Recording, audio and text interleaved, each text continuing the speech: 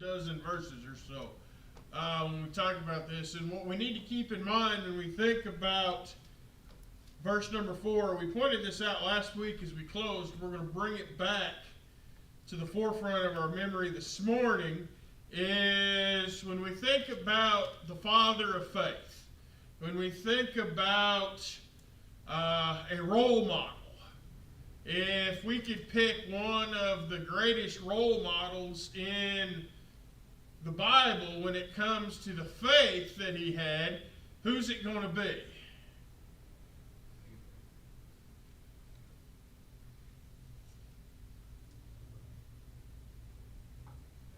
could be Abraham. Abraham is that father of faith. He's the guy that we look at. And then we think about the Jews to whom the Hebrew writer is writing, these Jewish Christians that were contemplating going back to the law of Moses, and they're going to look at Abraham as this role model as well. And we look at Abraham, we see a great man. But even as great as Abraham was, he paid tithes. He gave tithes. And last week we described this as the cream of the crop, the best of the best, and he gave that to Melchizedek. And he's asking the Hebrew Christians to whom he's writing, and us today, now consider how great this man was. If Abraham is as great as the Jews put him, and even in the church today, we put Abraham up on a pretty high pedestal. And consider how great Melchizedek was if Abraham paid tithes to him. And that's the idea. Now consider how great this man was, to whom even the patriarch Abraham gave a tenth of the spoils. Verse number 5. And indeed, those who are the sons of Levi, who receive the priesthood, have the commandment to receive tithes from the people according to the law, that is, from their brethren, though they have come from the loins of Abraham. But he whose genealogy is not derived from them received tithes from Abraham and blessed him who had the promises. So now we're going to start looking into, remember, we're still building upon the idea. All of this goes back into the context. It goes back into chapter 6, and that Christ is a better high priest. We're still dealing with that context, and that Christ is a better high priest than that of Aaron, and then that priests of the law of Moses. That's the context that we're still dealing with here. And he goes on and he talks about Melchizedek and how great he was. And now there's something that he brings out.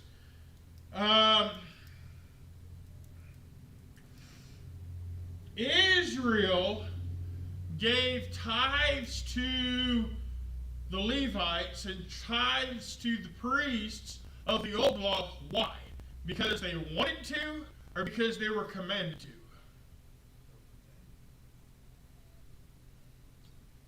Because they were commanded to. They gave tithes to the Levites because they were commanded to. Abraham, he gave a tithe to Melchizedek because he wanted to, or because he was commanded to?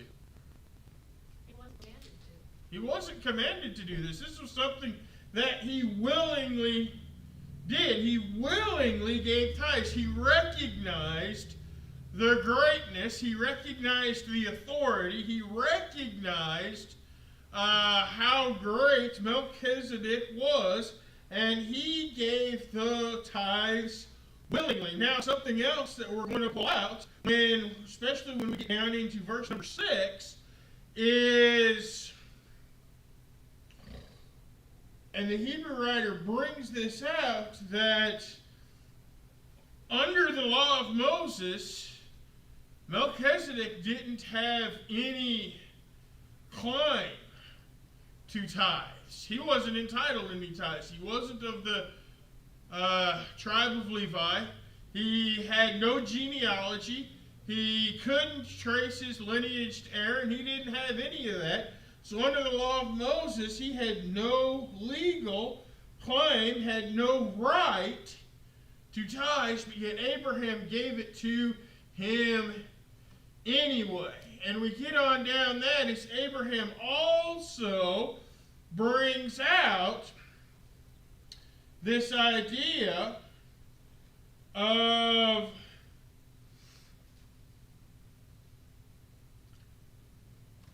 Abraham gave tithes to Melchizedek because Melchizedek did what to Abraham?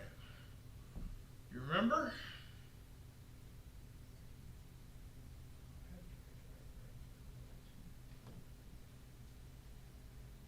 He blessed him.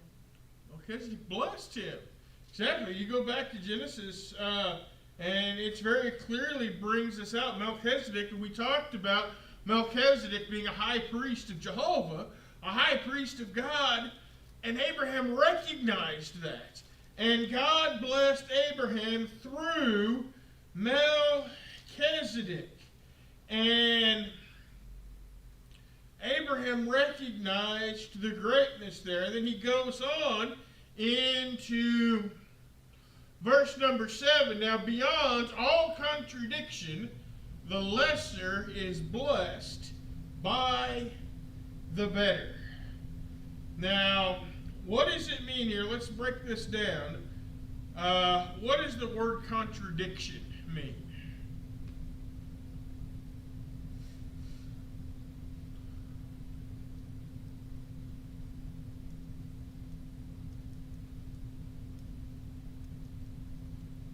Someone says one thing, you say the exact opposite. Exactly. Someone says one thing and you say the exact opposite. This carries with it the idea of, if it's beyond all contradiction, is there any arguing with what's about to be said? There's no arguing. There's no dispute. This is something that is set in stone. There's no controversy in it because this is something that everybody agrees on. There's no contradiction in what's about to be said.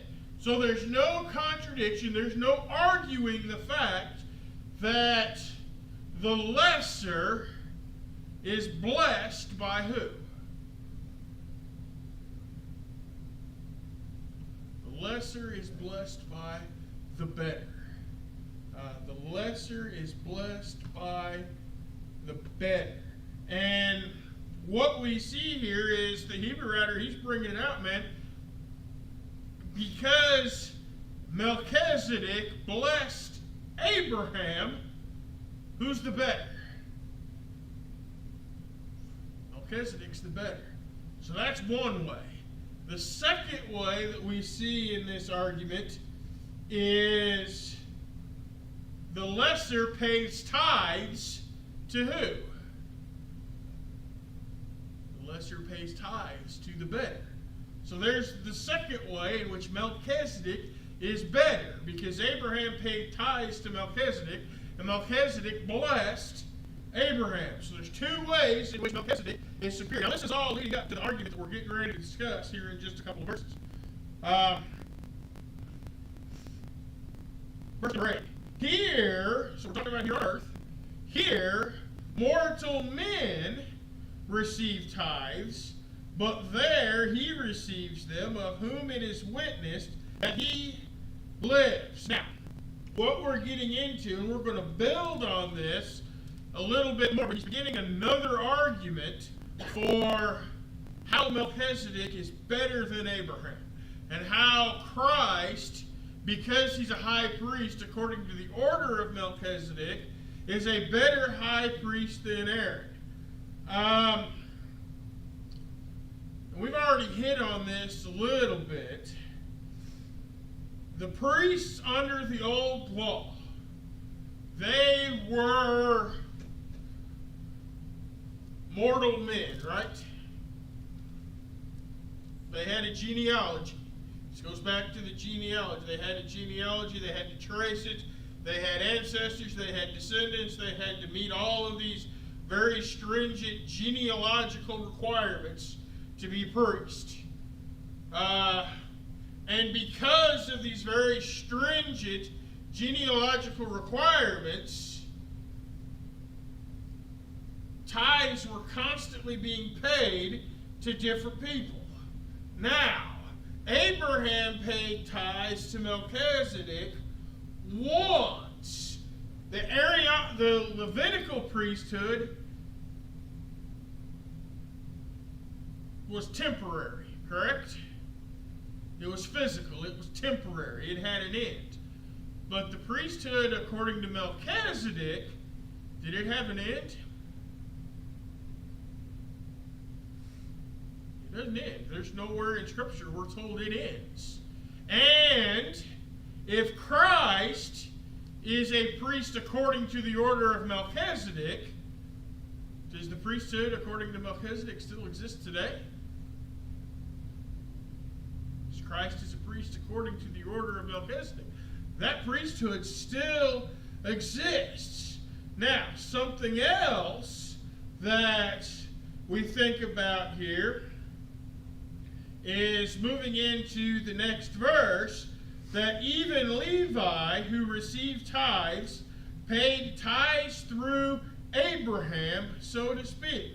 For he was still in the loins of his father when Melchizedek met him. So he's going to go on, and he's still building on this idea of how Melchizedek is better than Abraham. But now, not only is Melchizedek better than Abraham, but Melchizedek is better than Levi, because Levi paid tithes to who? Levi paid tithes to Melchizedek. Well, how did Levi pay tithes to Melchizedek? Because Melchizedek and Levi probably never met. What? Exactly. Did it through Abraham. The tithes that Abraham paid to Melchizedek, it just carried on. It was transcendent. It carried on. Levi paid tithes to Melchizedek through Abraham, through the lineage, and through all of those other things. And that is another stone, because even Levi, who stood as the first high priest, or stood as the father of the Levitical priesthood, even Levi paid tithes to him. Paid tithes to Melchizedek. Now, you trace the genealogy on down, does it not stand to reason that if Levi paid tithes to Melchizedek through Abraham, what about Aaron? Did Aaron pay tithes to Melchizedek through Abraham? The whole Jewish nation did. It wasn't just Aaron, but all of the Jewish nation paid tithes, even to Melchizedek, through Abraham. So you even got the priests under the law of Moses, they're paying tithes to Melchizedek. So once again, we come back to this idea of the lesser pays tithes to the greater. You've got the Levites and the priests under the law of Moses are paying tithes to who? Paying tithes to Melchizedek. Christ is a high priest according to the order of who? Of Melchizedek. Therefore, who's better, Aaron or Christ? Therefore, Christ is better. Therefore, Christ is better. We get into verse number 11. Therefore, we're starting to draw a couple conclusions here based on everything that we've looked at. We very clearly defined Melchizedek as the superior.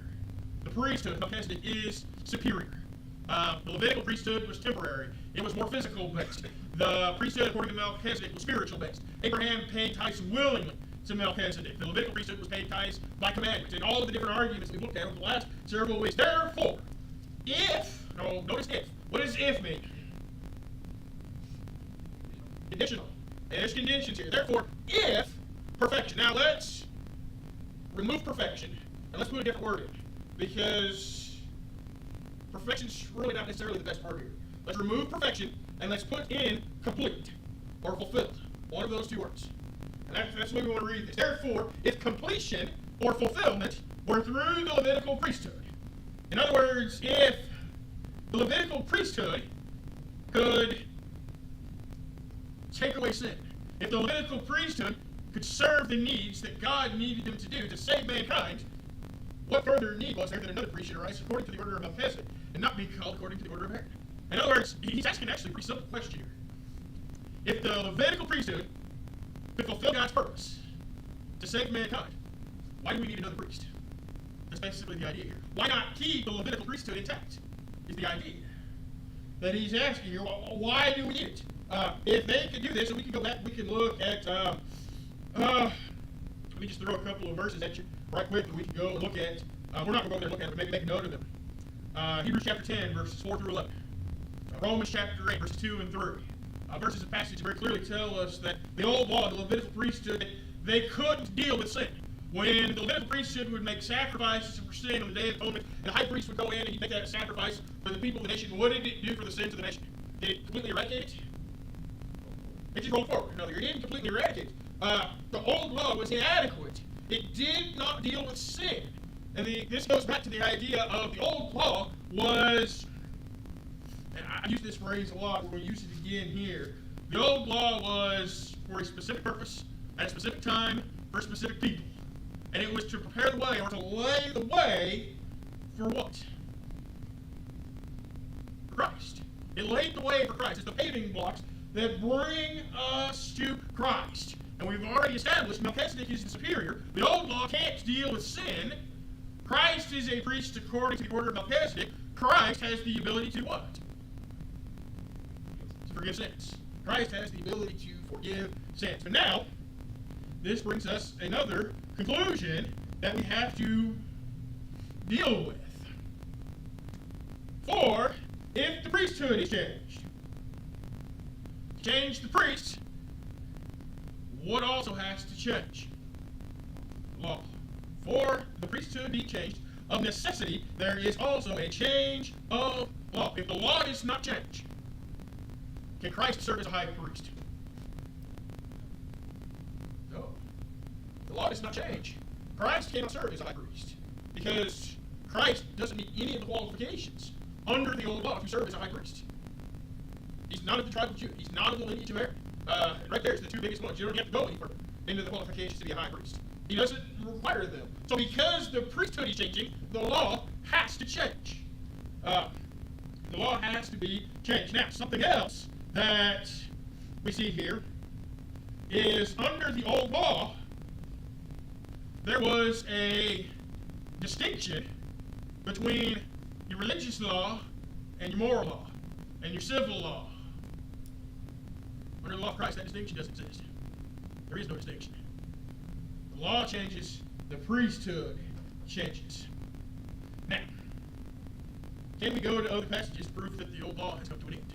The Hebrew writer here says because of necessity it had to have, because we have a new high priest. Let me give you a couple of other passages where you can go to. Paul tells us that the old law, when Christ was nailed to the cross, what happened to the old law? It was nailed to the cross. The old law's gone. It's taken away. It's been removed. And we're now under a new law. Ephesians chapter 2 and verse number 15 and following.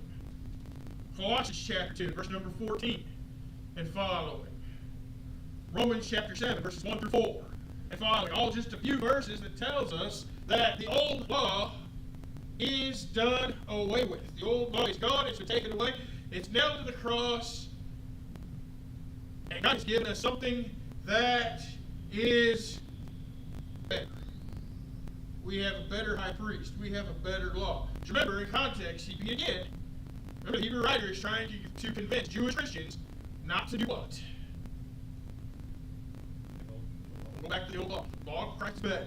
Christ is better. So you don't want to go back to the old law. Verse number 13. For he of whom these things are spoken belongs to another tribe, from which no man has officiated at the altar. He's talking about Christ. And here we actually get a reference back to Psalm 110. And verse number 4, really, it's a good chunk of that entire psalm. Psalm 110, it talks about, that Christ here, he's going to step up. Somebody from the tribe of Judah, somebody not from the tribe of Levi, is going to step up and do what? Be the new priest. He's going to be that high priest. He's going to make the sacrifices. He's going to be the one that takes away the sins from all the people. And actually, in that psalm, he's actually mentioned 3 times in that section that somebody that's not of the tribe of Levi is going to take over. Now, something else, we'll talk about this a little bit more. Again, when we get over there, whereas the Levitical priesthood had to offer sacrifices for sin, how often?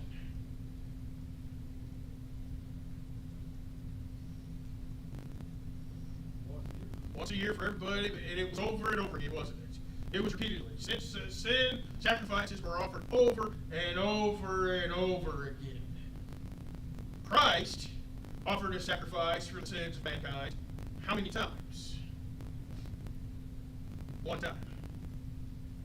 One time, once and for all. And something else, we'll get on this a little bit later again as well, is whereas the sin sacrifices under the law of Moses were only good for the Israelites, the sin sacrifice of Christ was good for who?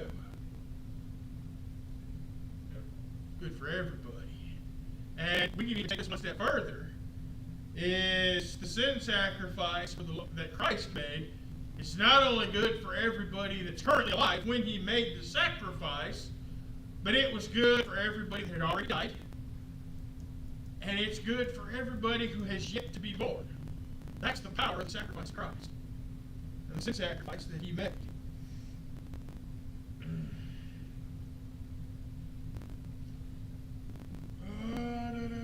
Verse number 14. For it is evident that our Lord arose from Judah, of which tribe Moses spoke nothing concerning the priesthood, and it is yet far more evident if in the likeness of Melchizedek there arises another priest who has come, not according to the law of a fleshly commandment, but according to the power of an endless life. So he goes on and he starts talking about, we actually get another reference back to Genesis chapter 14 and verse number 10. Genesis chapter 14. Genesis chapter 49 and verse number 10. Genesis chapter 49 and verse number 10. Now this was something that they would have been well aware of, that they would have known. And there in Genesis chapter 14 we're told about this scepter. This scepter that was going to come from where?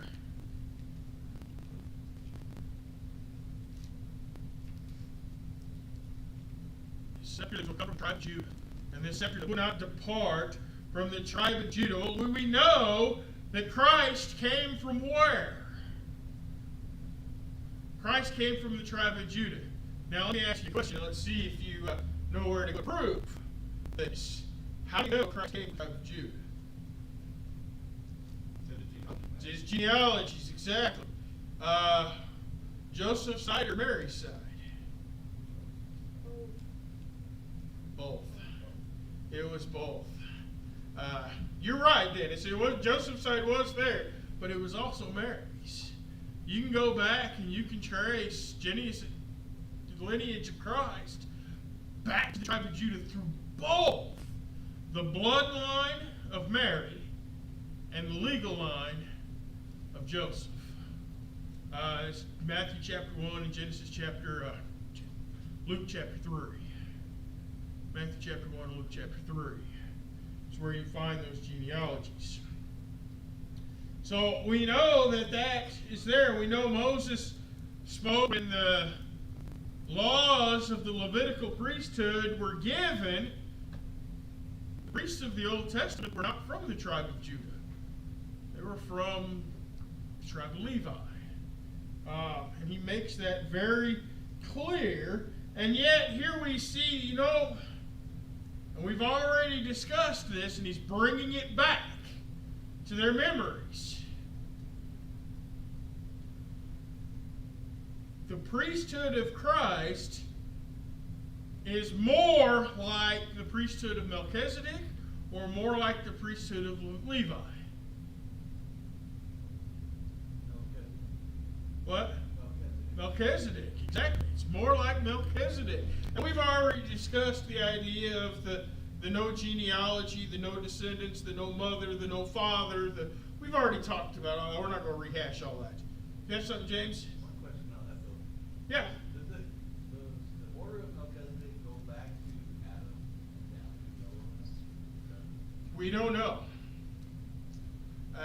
The Bible doesn't tell us, James.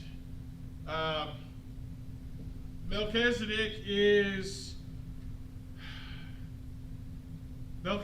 the Bible does tell us Melchizedek is a priest of the Most High God, a priest of Jehovah, but other than that, we don't know.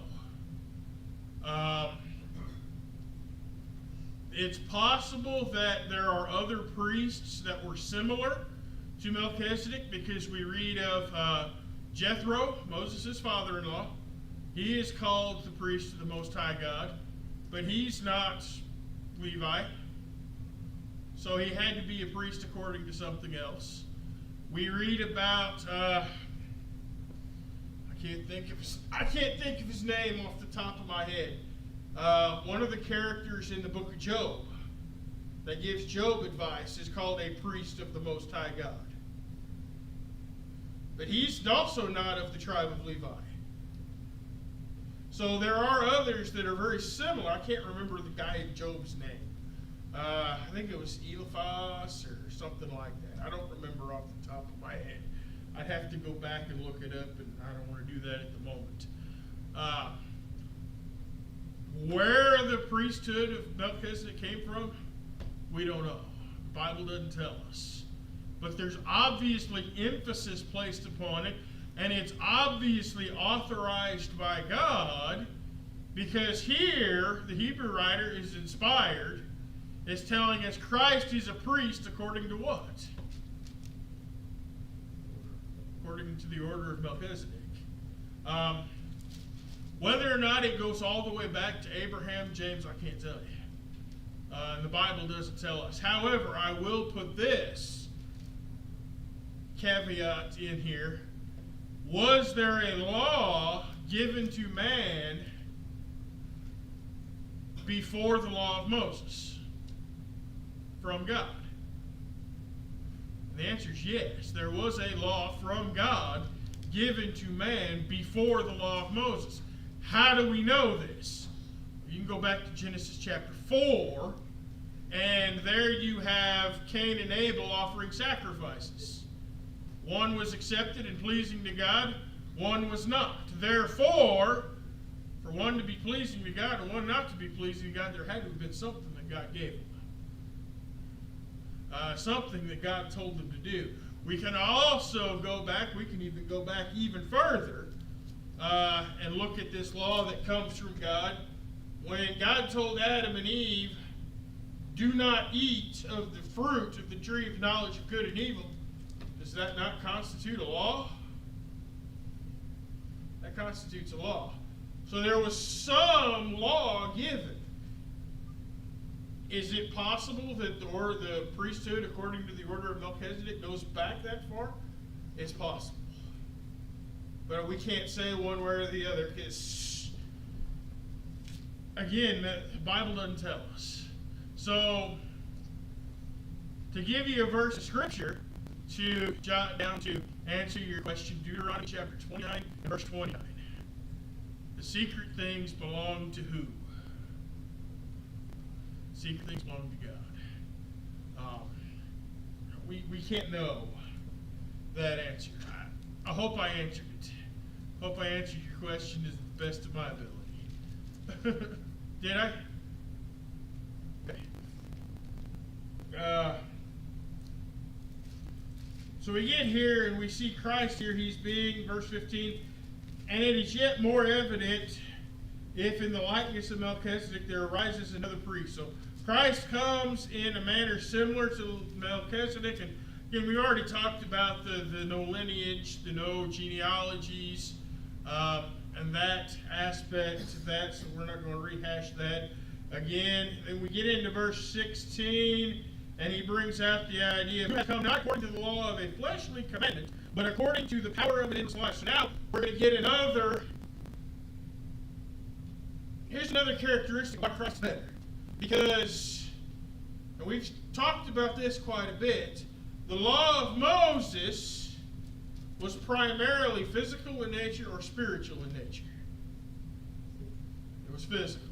The law of Christ, primarily physical in nature or spiritual in nature. It's spiritual. There's another big difference. Now, and we can see this all the way throughout the law of all the way throughout the Bible. Which is better? That which is physical or that which is spiritual? That which is spiritual is better.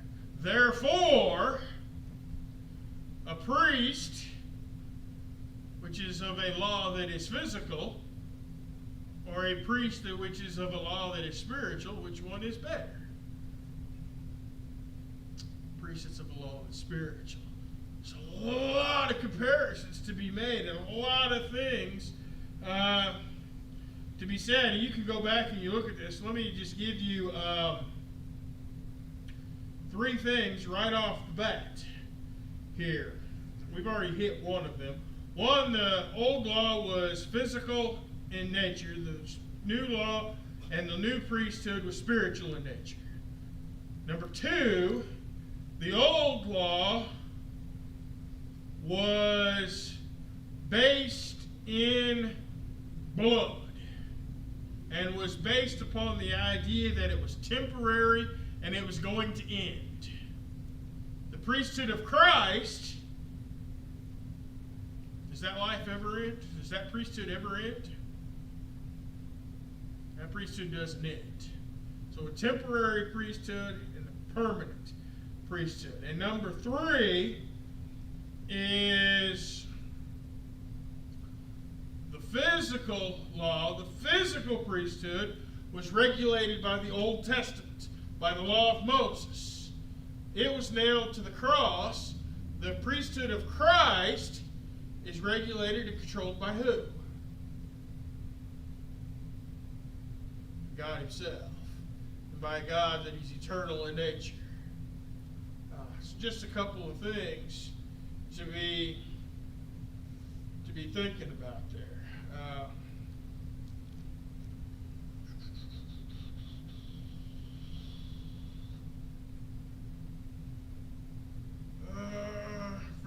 17.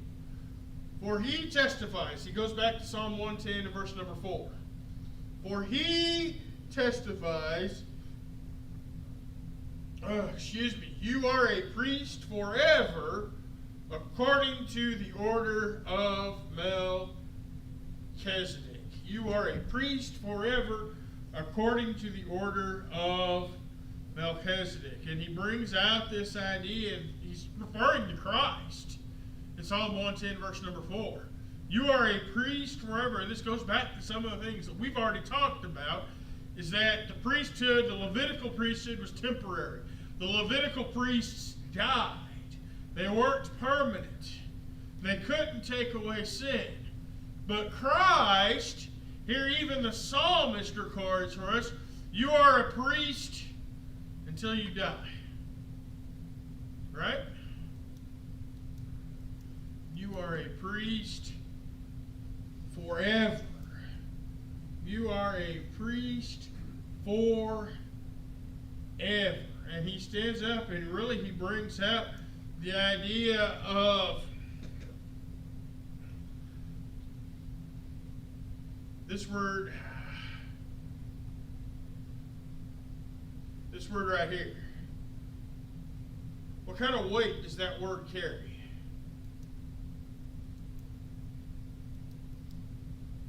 That's a legal term. You testify. Then this is like you put your hand on the Bible and you swear an oath to tell the truth, the whole truth, and nothing but the truth. Big here is the weight that is being placed upon this statement in reference to Christ, in reference to this scepter that sprang out of Judah. You are a priest forever. Not according to the old law, not according to the law of Moses, but according to what? The order of Melchizedek. That is how Christ is a high priest. And there's something else that we really bring out with this, is it should give us some comfort in the fact the high priests of the law of Moses, could they be corrupted? Could they allow sin to come into their lives, lead them astray? Oh yeah, we actually read about a few of them in the Old Testament, don't we? High priests that fell to sin and fell to temptation.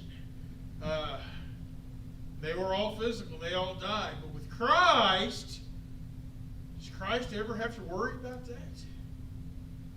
We don't have to worry about it either, because we have a high priest. He doesn't have to worry about sin. He doesn't have to worry about spiritual death. He was nailed to the cross and he spent 3 days in the grave, yes, but what did he do on the third day? He rose. He defeated death. And he now serves as our high priest forever and sits where? Right hand of the throne of God. Exactly.